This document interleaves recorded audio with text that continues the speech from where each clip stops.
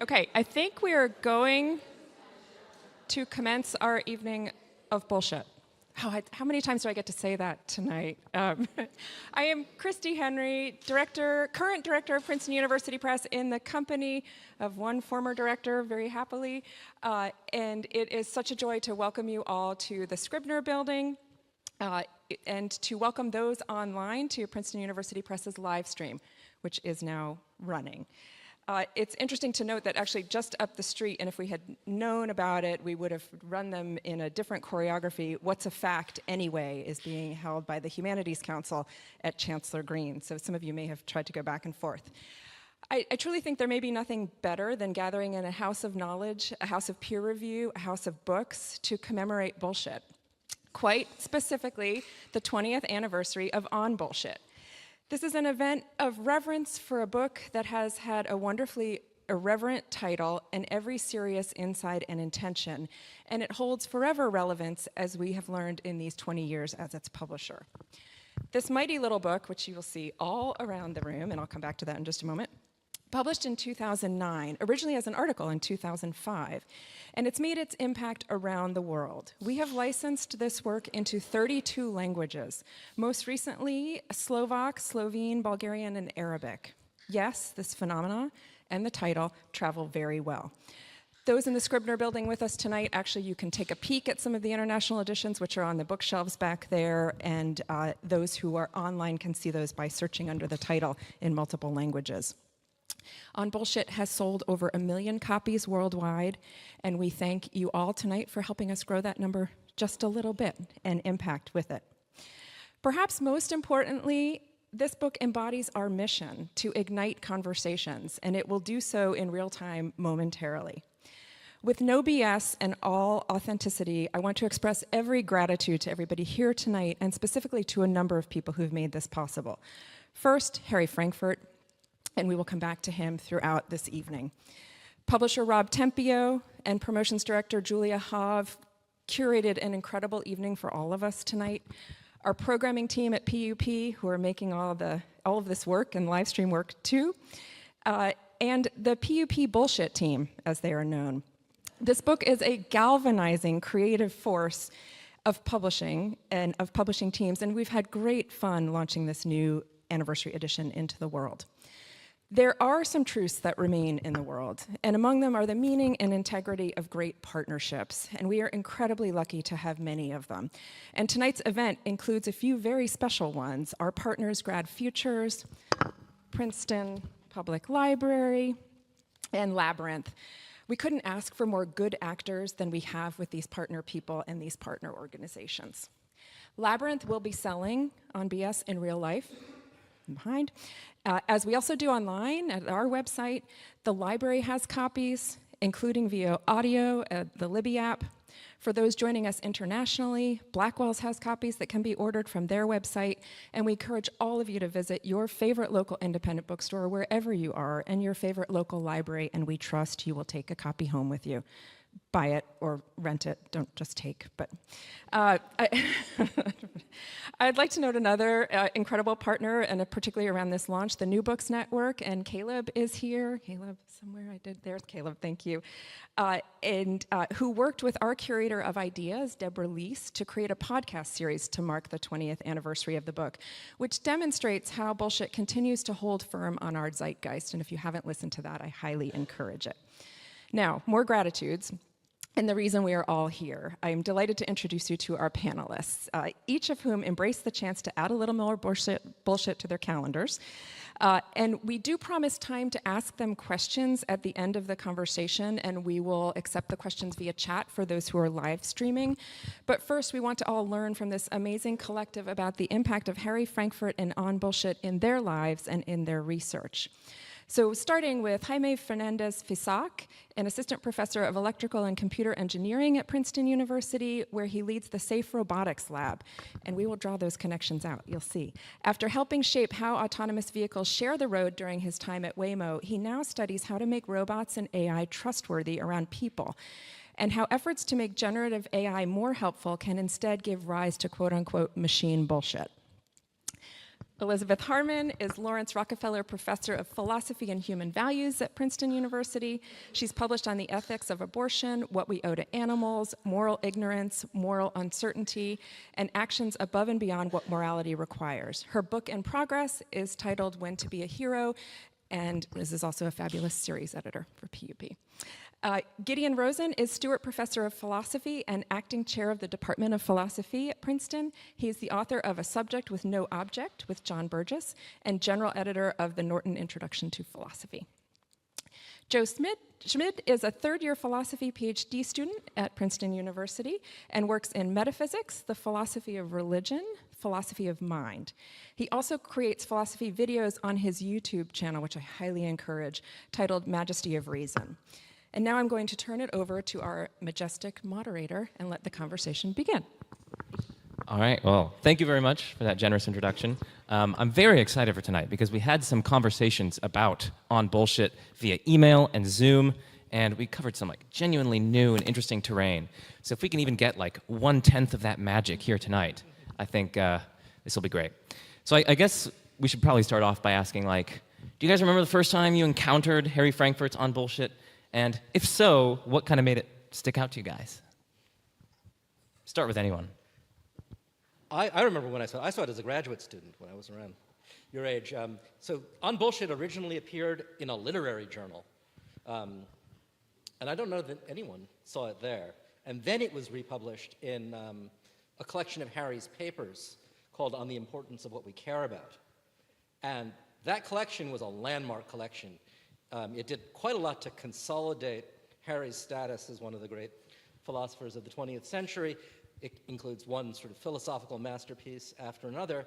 And then there's On Bullshit, right in the middle of these classic philosophy papers, and it really sticks out there. You read the title page, and it's obviously not like the others.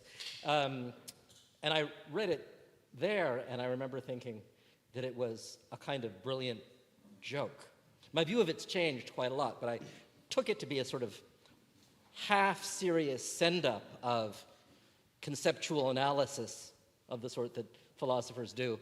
And I thought it was brilliant. I didn't think very hard about it until I grew up and the culture changed and bullshit became more salient to me than it had been before.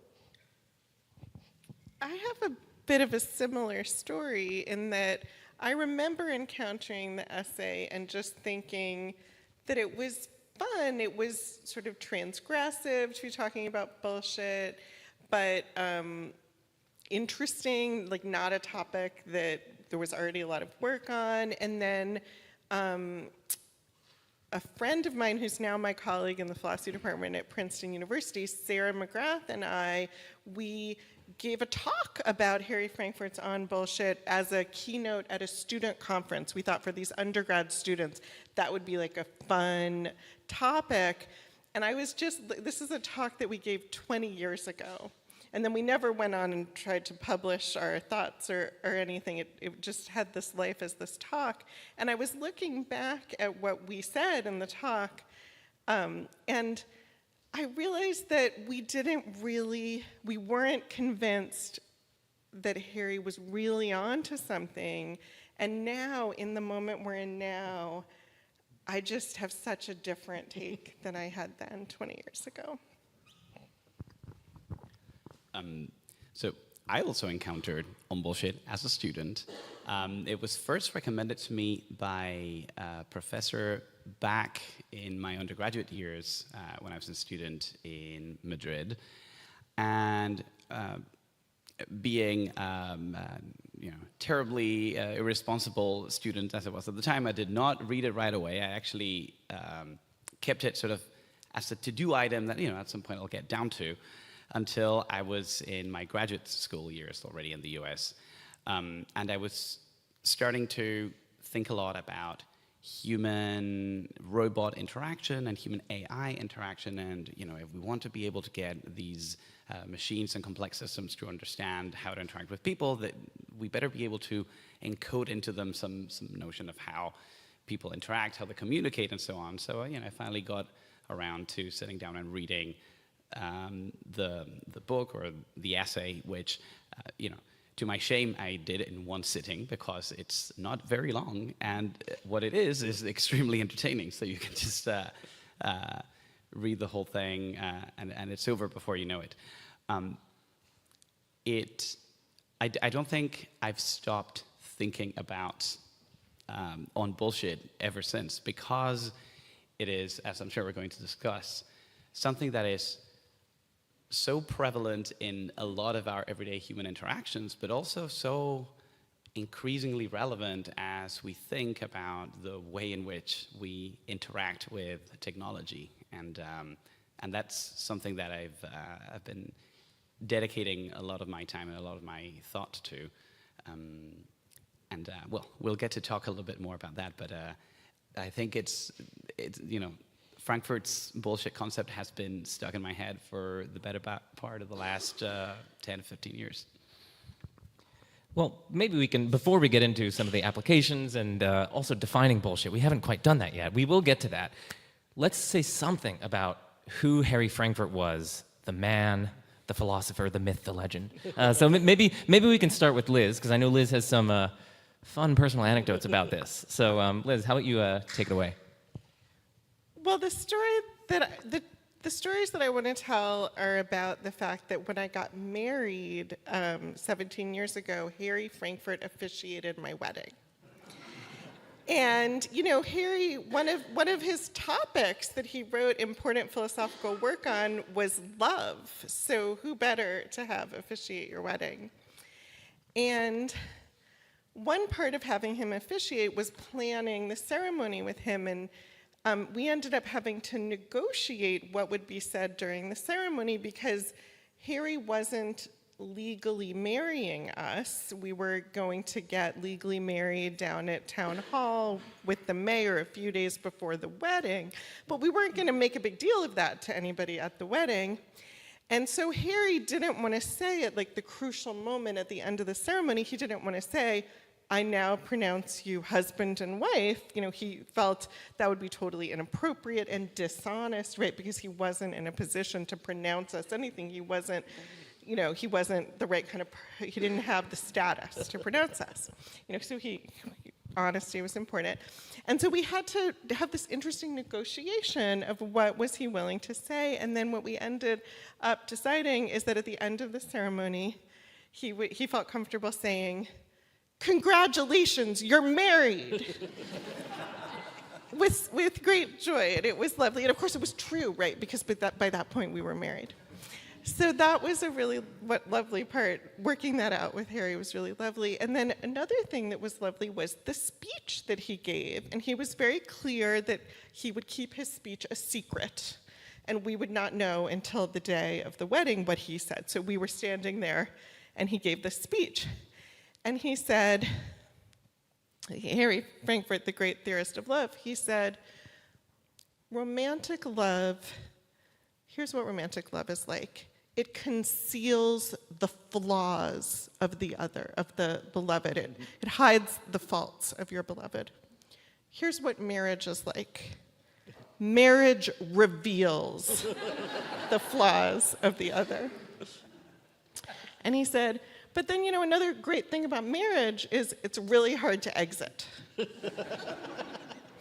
And that was really great, and that was exactly what we wanted, a real serious talk about marriage.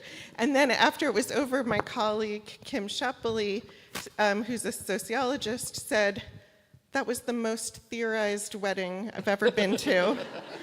And then my colleague, Delia Graf-Farah, said, there should have been a Q&A because I have an objection. Contrary to what Harry said, love and marriage are compatible. Gideon, you actually taught some classes with Harry, right? I'll just say a little bit about what Harry stood for in philosophy. Harry began his career as a historian of philosophy. He wrote a fantastic book on Descartes, and then switched gears. He was always a card-carrying analytic philosopher, the sort of philosopher who knows what it is to speak clearly, who values clarity and precision and rigor. And the knock on analytic philosophy had always been that the tools are fantastic but totally useless for any human purpose, because the things we care about are resistant to that kind of hard-edged analysis. And what Harry stands for is the marriage of that kind of analytic rigor with a focus on topics of real human concern. So Harry's papers, the ones in the book that I mentioned earlier, The Importance of What We Care About, turned the traditional free will problem, a problem that had existed for millennia, on its head by pointing out a fact that almost all of the discussion had completely missed. The focus is on whether it's possible to have free will in a deterministic world, because free will requires the ability to do otherwise, and determinism seems to rule out the ability to do otherwise. That's the standard problem. And Harry pointed out through a series of brilliant, maddening examples that free will just doesn't require the ability to do otherwise. I won't try to give you those examples. They're called Frankfurt cases. They're a little far out. But they nail the point to almost everyone's satisfaction. And so he shifted the focus of this discussion of free will and moral responsibility away from some abstruse questions in metaphysics to topics more squarely in moral philosophy, which was Harry's main interest. And then Harry went on to write a book on love, which includes a beautiful articulation of the point that although he loves his children, he knows they're nothing special. That's an important point. Loving involves seeing some value in the person you love, but it doesn't involve seeing them as more valuable than other people. And that's the puzzle that Harry wanted to understand. And he did this sort of thing from strength to strength. He had this fantastic mix of intellectual seriousness, a concern to avoid bullshit at all costs, to get the truth out and to understand things as they really are without illusions, and a kind of tolerance for obscurity, difficulty. When I was an assistant professor, when I was just starting out here, we had a reading group, Harry and I and one of our colleagues. We would get together once a week and read some allegedly important text that we'd never actually read that seemed to resist the kind of reading we'd been trained to do. So we read Simone Weil and Hannah Arendt and the Talmud, things like that. And for Harry, this wasn't just fun and games. He was alive to the possibility that there were important things to be learned from people who didn't write and think the way he did.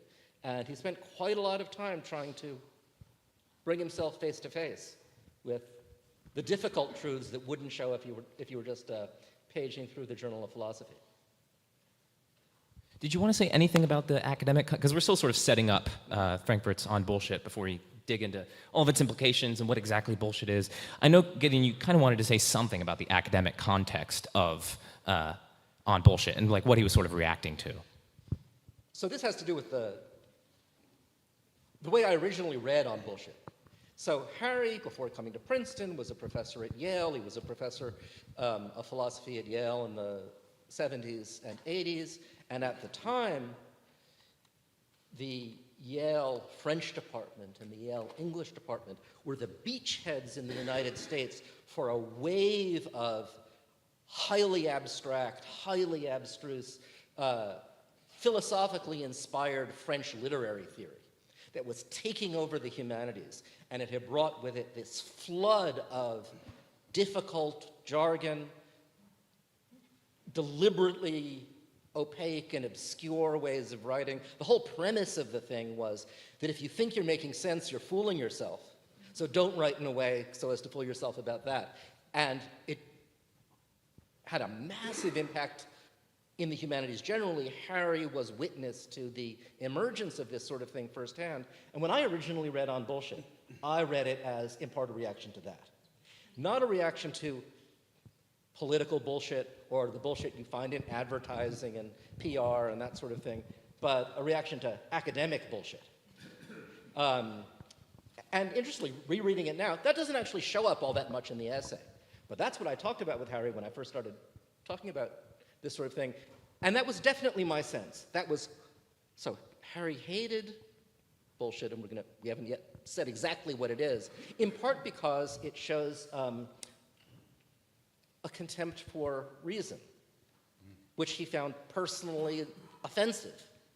And so does academic bullshit of the kind that I was just describing. And it's quite interesting. In the afterword to this edition of On Bullshit, later remarks of Harry's are reprinted, a response to an essay of Jerry Cohen's about Harry's original essay. And Harry downplays that aspect of the story. He says, Cohen criticizes me for not saying enough about academic bullshit, not noticing the kind of nonsense produced by professors and its pernicious place in the academic world. And I know about that. That's bad. But how much damage can be done by these professors writing in ways that nobody can understand? That's got to be just a blip by comparison with the seriously pernicious bullshit that we find in public discourse. So my sense of what's going on in the book has shifted slightly. I took it mainly as a polemic against academic nonsense, and now read it as mainly concerned with the sort of bullshit that is much more salient to us these days than it was to me then. Well, what is bullshit, Jaime? I feel like I'm the least qualified person in the room to talk about this. I'm not, I'm only an engineer. I actually really appreciate the definition that Harry Frankfurt gives of bullshit, because it's in a way very very operationalizable, as engineers like problems to be. You can actually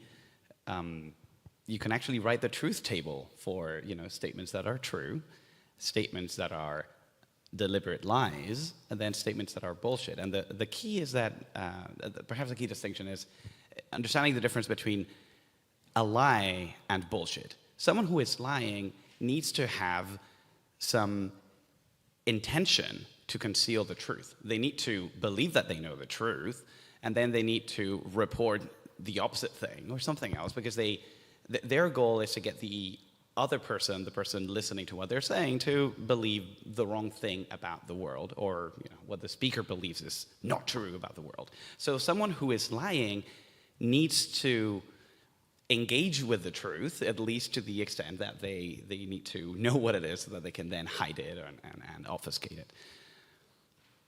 The bullshitter doesn't need to do any of that, because a bullshitter is not interested in the truth at all. Instead, the bullshitter is somebody who has some other agenda. They're about something else entirely, and they're going to say whatever it is that they need to say to get that agenda through. And so, in a way, it's great for them, because they don't need to worry about what is true. They don't need to have a belief about the truth. They don't need to firmly believe that this is the way things are, and going to say the opposite thing. Instead, they're just saying something that might be true, might not be true. None of my business. I'm just going to say that this is true. I'm going to portray myself as believing that this is true, because it serves my purposes for something else. I think one of the lines I'm going to inaccurately paraphrase from Frankfurt's essay is the one defining characteristic of the bullshitter is that in some sense he misrepresents what he is up to. And that is, to me, this extremely important distinction that makes bullshit much more perverse than lying, because exactly as you were saying, Gideon, it's just like, it is the lack of respect. It's just that you don't even care if this thing is true or not, and yet you're saying it. And please correct my definition, because I'm sure I missed some important points. Oh, that sounded pretty good. Well, so now that we've got what bullshit is on the table, maybe we can turn to its impression beyond the field of philosophy. So Gideon has been talking about politics and bullshit. There's also a lot of stuff about AI and bullshit. So I've got some examples here, like journalists, when they cover AI, talk about bullshit quite a lot. Last year, Marina Adama, apologies if I mispronounced that, wrote a piece on AI slop for Reuters, which featured a discussion of on bullshit and cited Frankfurt's essay. And lots of journalists are doing this as well. PUP actually has a book, AI Snake Oil, by Arvind Narayanan and Sayash Kapoor from Princeton's Computer Science Department. And that book is also informing a project that Jaime is leading in the School of Engineering. So what are some of the connections between bullshit and these other domains, and especially AI? And then how does it connect? I'm interested in Jaime. How does it connect with your research, especially? Well, I think the conversation around bullshit and AI is happening kind of at two levels. And I think that Arvind's book, which you're alluding to, is primarily engaged with the bullshit that humans feed to each other around AI or about AI. So claims that companies and individuals and, quite frankly, sometimes researchers will make about the capabilities of their AI systems and what we can do. And, oh, with this, you're going to be able to predict extremely accurately this or that thing about the world. And this is something that's been going on since before the latest, the latest generation of generative AI systems. And so that is something that I think is concerning, and that I think is very closely tied. It's definitely a human form of bullshit, and it is very closely tied to academic bullshit. It's the kind of hand-wavy statements that can be made between experts, or from experts to non-experts, or from someone who's trying to sell you something to everybody else. But then there's a more recent conversation, more recent for the most part, that has to do with the content that is being generated by some of these more modern AI systems. Nobody was particularly worried, nobody that I am aware of, was particularly worried that Google Maps was feeding them bullshit when they asked it how to get home. But now that we're all interacting with these extremely sophisticated chatbots like ChatGPT and Claude and Gemini and pick your favorite, there's this, I think, discomfort that a lot of us feel where whatever it is that you're asking about or whatever advice you're looking for, the answers that you get feel disingenuous in some form. And sometimes this is because they just feel like nonsense, and these models sometimes hallucinate, meaning they just make up stuff that is it's a failure mode of these systems. They tell you about an article that somebody wrote that doesn't exist, or they allude to facts that are just off. But that, I would say, is not the most worrying thing. The thing that is increasingly happening, and that I think is increasingly worrying, even, I would say, even from the technical standpoint of people trying to work and understand these technologies, is these systems are, in some cases, actually being trained to say whatever they say in pursuit of a hidden agenda. That is, they're not saying what they're saying because it is true or because they have information that strongly supports that it's true. Sometimes that happens to be the case, but the ultimate motivation determining what they say is the signal that they are being trained to improve on and to optimize, which is user satisfaction.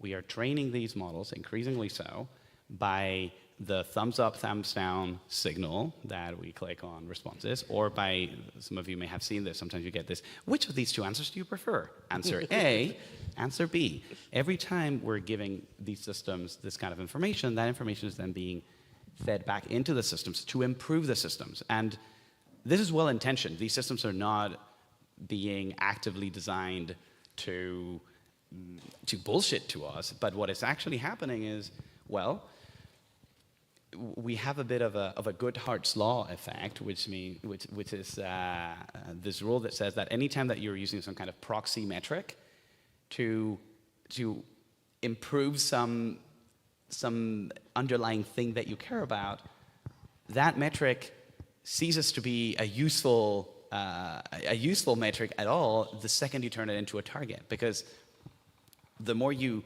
the more you actively just try to change the output of that metric, the less that thing correlates with what you actually cared about in the first place. In other words, the more these systems endeavor to convince us that they gave us a really great answer and should give them a thumbs up, the less useful that answer ultimately becomes. And the more likely it is that we're going to hear what we want to hear, even if that isn't actually what's going to be useful. So I think this is fascinating in a way, because I think it is accidentally revealing to us something about the origins of human bullshit. Why do people bullshit? Why, Frankfurt starts his essay saying, one of the most salient features of our culture is that there is so much bullshit. Everybody knows this, and we all contribute our share. But why? And I think that perhaps there's an accidental sliver of truth in this emergent bullshit that we're now seeing machines do, because they're not copying humans. A lot of people think these systems are just, of course they bullshit. They're just being trained on, words that people put out there online, and so because people bullshit, these systems bullshit. That's not it. These systems start to get really good at bullshitting on their own in pursuit of the goal of making us give them thumbs up and choose option A instead of option B. Frankfurt speculates on why there's so much bullshit. And one of the things he says is, for some reason in contemporary culture, people are under a tremendous amount of pressure to talk about things they don't know anything about. And if pressured to do that, what you ought to do if you're not bullshitting is say, I don't know, never thought about that before. But until very recently, the LLMs would never say, I don't know. It's a real innovation. They're now being given that as an option. But when they don't have that as an option, and they're trying to say something that's going to keep the conversation going or please the user, they've got to come up with something. That's right. And so the incentive structure just requires them to fill in the gaps with bullshit. But I don't know that can explain where we actually find the hallucinations and the making things up with LLMs, because my understanding is that, a lawyer will be trying to write a brief and will use AI to write part of the brief, and the brief will make up court cases. But there's lots of court cases out there that are probably relevant to the case that, a researcher or someone just searching the database of what went into the LLM could find. So I think a lot of the hallucinations can't be explained by saying, there isn't an answer sort of in what we fed it. It's something weirder about how LLMs work, I think, and because they're just they're trying to say like the kind of thing that a person would say in response. So this is absolutely true, and I think that's why it's also important to distinguish here. I think hallucinations are, you could call them first generation. I would even say it's not actually bullshit. I don't think this is bullshit meaningfully in the way that Harry Frankfurt meant it. I think these are, let's call it first generation untruths or glitches with reality. I think these are cases where anthropomorphizing a little bit. I think these are cases where the model gets confused about reality. What happens is, you see this happen even in much simpler systems that you train with machine learning based on imitation. You can train a little toy car to drive around roughly following the path that was demonstrated, say 10 or 100 times by a human driving the little car with an RC controller. And what's going to happen is at first the little robot car is sticking pretty well to the track and to the path that was demonstrated by the person. But over time, because it's not perfectly replicating it, it'll start drifting just a little bit to the right, say. And the problem then is that at some point, the more it drifts away from the areas where it had data on what to do, on how to imitate the expert, it just gets into a situation that is different enough that it just has no idea really what the human driver would have done. And so at that point, it's basically just spitballing. But then what you get there, whether you're steering the car, which eventually just like drifts off the track, or you look at what happens with the language model, where then it suddenly just goes off into complete nonsense. That's not really bullshit. It's true that it's not particularly engaged with the truth, but that's just there is no hidden agenda. This is the model trying and failing to imitate what a human would have said, exactly as you were saying. And there is that pressure to keep going, right? So sometimes it even gets into, I don't know if you were playing around with language models early enough to have seen this, but sometimes they would go into loops. And they would say, and that's why it's very important that it's very important that it's very important that, and it'll just keep going, like genuinely like an AI broken record. But it is nonsense, but it's not bullshit in the sense that this newer generation of untruths which is now and really if you look at what really made the jump from these early, funny language models that were fun toys but weren't really of much value commercially, to the first commercially deployed ChatGPT model, that difference is this second layer of training, where after you've taught your models to roughly copy what people would say or what people statistically are likely to continue a sentence with, you start giving them this reward signal. This is what we call reinforcement learning. You're learning to do more of the things that work out well and less of the things that don't work out well. And working out well, in this case, is just it's just measured in terms of whether at the end of whatever little paragraph I give the user, I get a thumbs up or a thumbs down, or I produce 2 candidate paragraphs and some of them get chosen over others.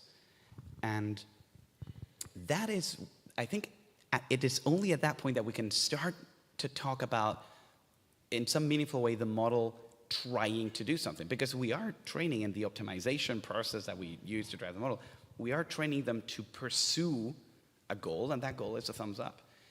And it really becomes, because, as we were saying, the definition is so clear-cut, it actually fits perfectly into the definition of what is now motivating these models to say what they're saying is not whether or not it's true. It's something else. I mean, in addition to AI, of course, the other huge domain in which bullshit has application is politics. So I don't know if any of you wanted to say anything about the political sphere, of course. It's no fun if we don't get controversial. I mean, when I said that 20 years ago, my colleague and I didn't really get what Harry was talking about, but now I do. Politics is definitely what I was thinking of. And just, am I getting this right? Did the President of the United States recently tweet or something that the World Series is rigged because he doesn't like the teams who made it to the World Series? Did I see that? And I just, that's an example of bullshit, right? That statement, but he's not interested in whether it's true, right? He likes to say stuff like that. And it's very destabilizing to live in a country where important people are acting that way. So Harry said the bullshitter is dangerous because he will get us to stop caring about the truth, or something like that. And 20 years ago, I didn't really see how that would happen, and now, unfortunately, it's around us. I mean, not that we in this room don't care about the truth, but it's like we as a country don't care enough about the truth anymore. I don't have a good way of saying how the present moment is different. Politicians have always been full of shit, in a certain sense. That is, you can listen to a speech by Joe Biden, Obama, and they'll say many true things, but a lot of it is hot air. It's inevitably hot air, or a massive oversimplification, or the kind of thing that's designed to make them seem patriotic and enthusiastic about America and strong, whatever. They have that kind of goal to project a certain kind of image and to cause certain kinds of responses in their audience, and they have words that are calculated to do that. Sometimes bland words, sometimes soaring rhetoric, which whatever it's designed to do isn't designed to convey the hard truth to the audience. Political oratory is rhetorical, and rhetoric, in a way by its nature, is concerned with something besides the truth. But things have changed in ways that are instantly recognizable, but a little hard to put your finger on. But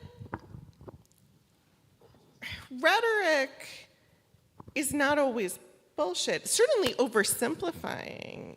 Simplifying isn't the same as bullshit, because there's still some respect for the truth that may well be there. You know, and when we teach when we teach middle school science, we simplify, and we don't tell them the truth about science, biology, and chemistry, really, but it's not with no regard to the truth, right? This no regard to the truth is kind of a strong thing. And back for 20 years ago, there had already been a long time of lying about climate change from our politicians, but I think it was lying. It wasn't bullshit. I don't know if our president is a one-off, but there's something really different about what he's doing, I think. Something that perhaps is worth pointing out is, I think there is a sense, of course, we have a perspective about what is happening in the US because, well, it's where we live. But if you zoom out a little bit, it's easy to see that these are patterns that are happening internationally. There's many countries and many parts of the world where rhetoric is winning the battle against truth, and where there seems to be some kind of a race to the bottom in terms of what politicians and leaders and public figures will say to get ahead in the election race or in popularity and so on. And I keep worrying that in some part this is a little bit predictable given the pressures that we are, the rules under which we're setting up the game with the internet and social media and this increased interconnectedness that make it so that saying the thing that's going to get you, like you can say something that's going to go viral and you'll get immediate popularity, and truly one viral 30-second snippet of a thing you said can get you to win an election. This is something that is much more true today than it was perhaps 20 or 30 years ago. And I do worry that, in a sense, this can be accelerating these dynamics, creating this sort of very, very strong pressure to forget about truth, forget about whether what I'm saying is useful to the person I'm saying it to. There's only one way to say in the game, and that is to optimize what we say, to treat our speech acts as a critical part of our strategy. You're playing a game of chess with every move, and unfortunately, the way we've set up the game, winning means, winning the next election, winning the next midterm election. None of these things require you to think about what's going to happen 30 years from now. And so populism and rhetoric and bullshit, I think they are increasingly a part of public life in much the same way that they're increasingly a part of the technology we're building. Look, what you just said prompted a thought that I hadn't had before. So we want to explain why there's so much bullshit and why it has the character that it has, and we focused so far on the incentives for the producers of the bullshit. Why are they doing what they're doing? But as certain aspects of the internet social media world suggest, focus on influencer culture, for example. That only works because there's an appetite for bullshit. Yes. Right? So the reason there's an incentive to produce so much of it is because that's what the people want. And that's, in a way, even more mystifying than the original puzzle. People spend hours, 8 hours, 10 hours a day, scrolling for another hit of bullshit. And, you know, I get to say that I'm mystified by that. I don't do that. I do a version of that even myself. When I'm looking to be soothed by the internet, I don't want something that's going to challenge my worldview. I want something that's going to make me feel at home in the world, or make me feel, to give me the sort of, I don't know, the dopamine hit that comes from recognizing a bit of myself in the world. Who knows exactly what it is? But multiply that by the 4 billion people who are online constantly, and you get this vast market for soothing, reinforcing, empowering, distracting bullshit. And that's got to be part of why there's so much of it. But why is there the appetite? To me, that's part of the terrifying thing, which is when we engage in exactly this dopamine soothing, we don't do that expecting that we are contributing, that this is being taken into account to determine like how the world is going to be going forward. We definitely don't want this to be what politicians or movie makers and writers and journalists and technology will be taking as the reference for what they should do. But unfortunately, exactly as you said, that's what's driving a huge part of the market. So yes, if that is what works, it is no coincidence that the apps we have on our phones are increasingly being built in such a way that it makes it easier and easier to doom scroll, until you just fall asleep out of sheer exhaustion, or you'll just continue watching.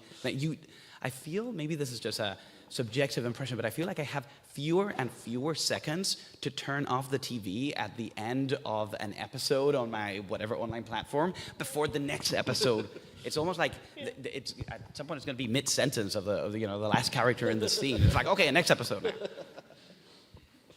Well, we've got about 1 minute left, so within that minute, let's end on something that's a little bit more hopeful, something like a call to action. What can we do to combat the crisis of bullshit? What can we do in our personal lives? What do we do to rid ourselves of bullshit? Any parting words? I mean, I want the news media to behave a little differently. Part of what I think was so hard for the news media when Trump started campaigning back before his first presidency was that he was clearly doing something different from other politicians, and I think the news media didn't know how to respond, so they didn't treat him like he was trying to say true things, and so they didn't necessarily point out all the things that weren't true because he was clearly not doing that. And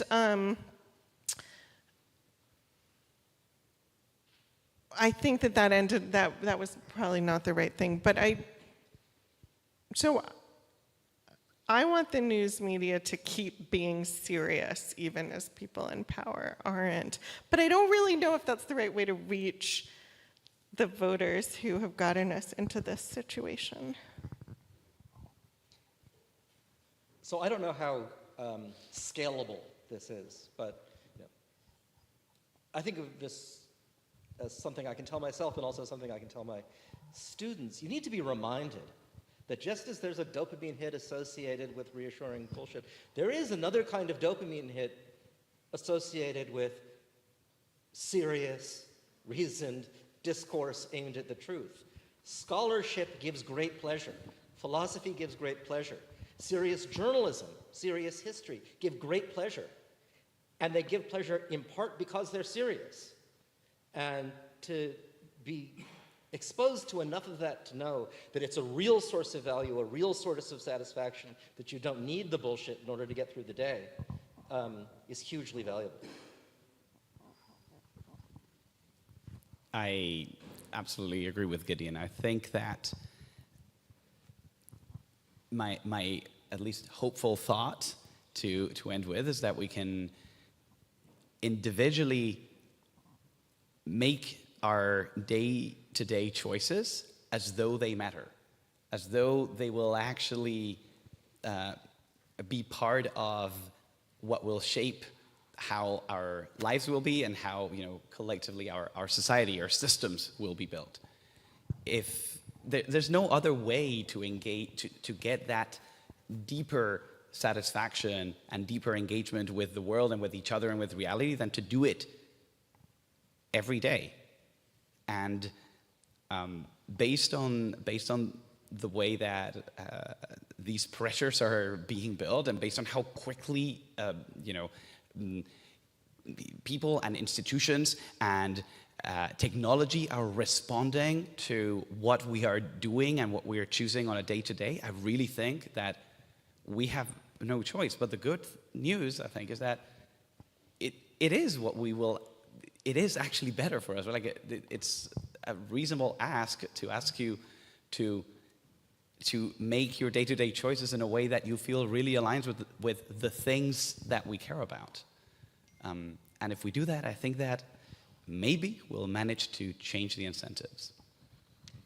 Well, we are going to turn to Q&A, but before we do that, let's give our panelists a round of applause. Yeah.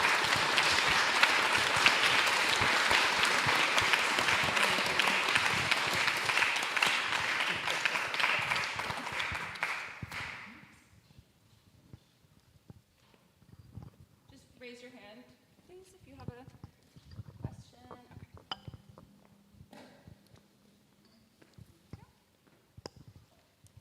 Thanks very much to the panelists. Very interesting reflection and a reminder of Harry's wonderful spirit, and in particular that very interesting work. I was struck, though, about that very succinct and good definition of what Harry said about bullshit. That really it's this disregard for the truth, and yet it's striking, I think, that in the political case, in particular, our fearless president uses the notion of truth a lot in what he says. He's always talking about fake news and what's the truth and what isn't. And so it sort of feels like it's raising the quality of bullshit to a whole new level. Like, I don't care about the truth, but I know that this is a powerful word or concept to throw around in this way. And I just wondered if you had any thoughts about that.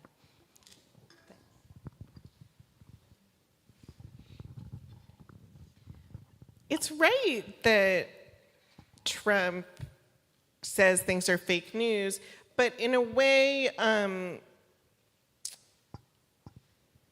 it's a way of disarming that charge, right? Like, so he says it, he says it, incorrectly, and then other charges don't stick as well. I think it's sort of brilliant.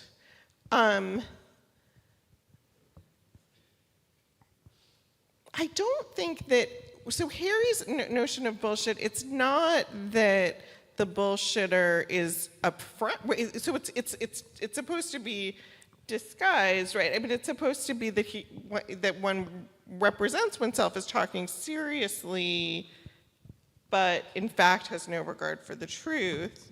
And so it is a funny thing about Trump that people can kind of tell that he's not quite doing that. I'm obsessed with this thing that supporters of Trump used to say, and I'm sure still say, which is that they would say you should take him seriously but not literally. Like, I'm so obsessed with that. What do they mean? And what is going on? You just take him seriously but not literally. There's something that there's a story he's telling about himself and our country that he's really telling that is deeply moving to people, and he's telling it by saying all these ridiculous things, but there's something that's coming through that people are really drawn to. I'll say that part of what makes the bullshitter much more dangerous than the liar is that you can disarm a liar with the truth. You can just present the truth, and then, whoops, the liar is, sort of, you caught them on the lie. But because the bullshitter didn't really care about the truth in the first place, they aren't disarmed. They can essentially just wave away the truth and say, like, that's not, I don't think that's true. And truly, I think that one of the things that you see in politicians who make bullshit one of their main strategies is they're very quick to delegitimize the truth, or sources of, serious sources or institutions that make efforts to report the truth. It's kind of the first thing you want to do, right? You want to say, like, hey, by the way, this, nah. Because, I don't care about it, and these people are going to be pestering me with what is and what isn't true. That's not what I'm about. So first thing I'm going to try to do is get as many people as possible on the same page. That this is like, we don't need to listen to all these people. I think I also want to say there is a bit of a paradox in both seeing that someone is bullshitting and like taking seriously what they're saying. And what I want to say is, like, we're living inside that paradox. Like, that is how people are responding to Trump. They both say don't take him literally, and then they genuinely believe things that he says to them that are ludicrous. And so I just want to say that we're living inside that paradox. Okay, I think we're going to take a live stream question. We have quite a few people listening online, and mostly it's just been praise for you, so thank you very much. A question from Madison Spencer. How is the world of education addressing this as far as how children, young adults, develop the skills set required to think critically, clearly, and honestly? I know it's on their minds. So my wife is a middle school principal, and they spend a lot of time among the staff and working with their students, asking themselves how to arm their students against the modern world. And there's no magic bullet for this. It's always been the thought that you would teach kids media literacy and critical thinking. So you would tell them how to distinguish a reliable source from an unreliable source. That was easy enough when you could list a small number of reliable sources like the New York Times and say, go there first. That's how you find out. No one defaults. I shouldn't say no one. There is no single set of authoritative sources to which everyone defaults. Everyone has their own idea of where the authoritative, reliable sources are and where they aren't. And given that that's where people start, I think it's a real conundrum how you teach critical skills to people who are getting all of their information from these utterly polluted sources.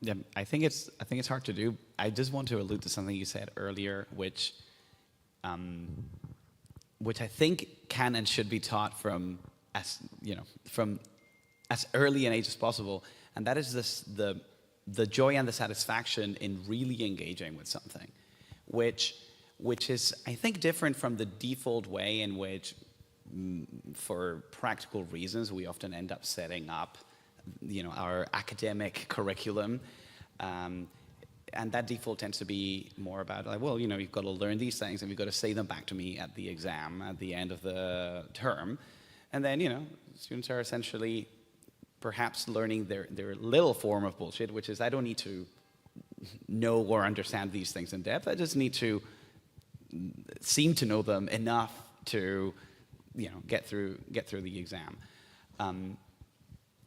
But there are cases, right? I think we all remember some teacher we had who really got us to love the thrill of diving into something and really understanding it and really learning it. And I think that's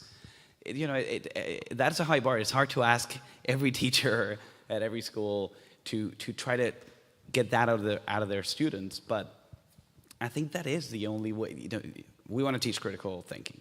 Yes, we do, but critical thinking can be a lot of fun. You can have a lot of fun, you know, ripping a paper apart and pointing out all the ways in which it's bullshit and all the ways in which it's wrong. But you're not going to get to that easily if you're just focused on, you know, like, these are the deliverables, this is what you have to prove to me that you know. We're perhaps encouraging the bullshit more than we are, you know, helping kids really deeply engage. Hi, thank you for the wonderful discussion, and thank you also for the idea of making my wedding a philosophy seminar. I think I'll go with that. If bullshit is such an effective political strategy, I'm wondering, and I guess it's a bit of a two-parter, why have we not seen it before, or have we maybe seen it before, and I guess what were the lessons we drew from that time? Yeah. Thanks. Well, we've definitely seen it before. So, state-sponsored propaganda of the sort that has been the modus operandi of, you know, oppressive regimes, you know, since the 19th century, if not before, definitely in the 20th century, that's a form of bullshit. The Office of Propaganda, you know, in Berlin or in Moscow, sits around producing representations of the world with no concern whatsoever for the truth of the material they're representing. So that's not new. That's an old story. What's new is the decentralized, diffuse economy of bullshit that we're seeing now that we probably haven't seen before, in part because, until pretty recently, to produce a representation that people are going to consume was expensive, and only a small number of people had access to the printing press. Now everyone has access to the printing press, so there are more bullshitters who can be heard. It's interesting to think about how the greatest upticks in production of bullshit throughout human history seem to have been tied to increases in our ability to easily communicate with one another. The first, you know, sort of widespread use of propaganda came with the printed press. I think the, you know, maybe the second thing most printed after the Bible in Gutenberg's workshops were propaganda leaflets for, you know, various political, but in particular at that time, sort of like to support and to drive the Protestant Reformation, right? So, and now we have the internet, and kind of like almost the first thing that happens is we start putting out all sorts of propaganda and fake news, and it's maybe because it's so deeply ingrained in the human nature to, you know, to do everything strategically. I think that in part it's just like, oh, are you telling me that I can communicate better? How can I turn that to my advantage? Okay, I think we have time for one more question. Thank you so much for this wonderful evening. My question is, if we look back in history, just the example you used right now of the press, printing press, and the resultant increase in bullshit, let's say, that were now shareable. If you fast forward to today, are there lessons we learned how we survived that, you know, increase in bullshit that happened for the introduction of a new technology? Any thoughts on that would be great. I'm not a historian, but my hunch is that there's something very different about the present moment. So as long as the printing press, or whatever it is, was expensive and not widely available, you could have gatekeepers. You could have a relatively small number of people whose job it was to police the representations that were made available to the world, and if you gave them the right incentives, and that's not easy to do, but if you gave some of them the right incentives, you could have identifiable authoritative sources that would be some kind of hedge against the junk that was produced elsewhere. in the current regime where the printing press, as it were, is cheap, you can't have gatekeepers. Or it's much, much harder to have gatekeepers who police the information that's what. And that's what scholarly presses are for. That's what good newspapers are for. And they still do have some sway. But less and less now that everyone can have a blog, everyone can have an online journal, everyone can call himself a journalist. Given that fact about the economics of communication, I don't know what you do now to recover the structures that have done some good in the past, to see to it that there were reliable channels of information. What I would say is that the one thing that corrects bullshit and misinformation over time is reality. And it is people's ability to observe reality and contrast that with whatever they read or they heard through whatever form. And over time, gradually, what has happened historically is unreliable narrators have more or less been filtered out and called out on being unreliable when reality proves them so. What is very different now is that we have such an acceleration in the rate at which we can share the information that, like fact checking, you could see this in the, in the elections and the debates sort of coming up to the most recent couple of elections. Fact checkers are just overwhelmed. The news cycle is overwhelmed because it's a bombardment. It never ends. So you cannot, the attention span, which is also part of what's happening to us, I think, with the constant stimulus of the internet, we're growing shorter and shorter attention spans. And so bullshit thrives in that ecosystem because it never gets called out, because by the time we would have realized that this thing was not true, was not reliable, it was just BS, the next thing has hit us. And so we are not, I think it is driving this thing that Harry predicted years ago, which is that bullshitters can ultimately get us to care less about what is true. I wish I had an answer to how to fix this. I think that the only hope is we need to keep a grasp on reality. We need to still believe that some things are true. And we need to hold on to them, to withstand the tempest of bullshit that unfortunately seems to be raging. I don't know if it's going to die out anytime soon. All right, well, I think we're going to wrap up here, but thank you again to our fantastic panelists, our fantastic moderator. Books are for sale in the back of the room. For those on site, please do stop by and purchase a copy if you're so inclined. And if you're watching live stream, you can buy the book at your favorite local independent bookstore. So thank you again to everyone for coming out tonight, and thanks to you all for a fantastic discussion.